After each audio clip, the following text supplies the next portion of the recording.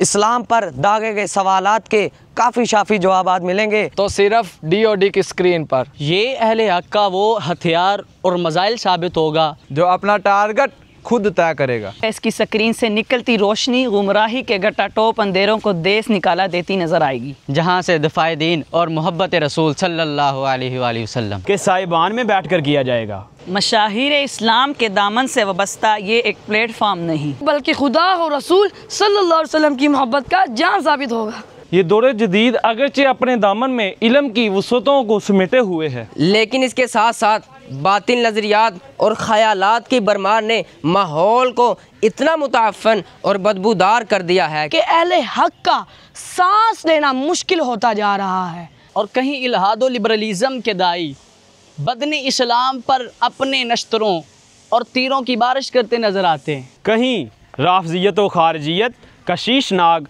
अपना फन फैलाए हुए अहले हक को डसता हुआ नज़र आ रहा है, तो कहीं यहूदियत और ईसाइयत इस्लाम के ख़िलाफ़ अपने मकरू धंधे करती नज़र आती है।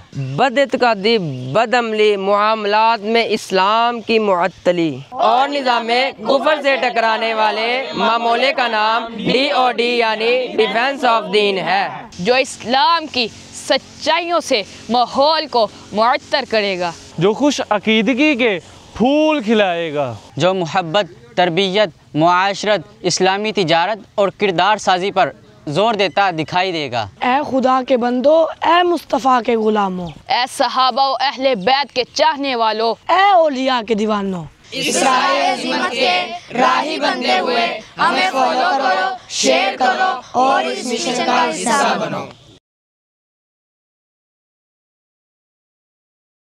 क्योंकि ये सिर्फ हमारा नहीं बल्कि आप सबका भी ये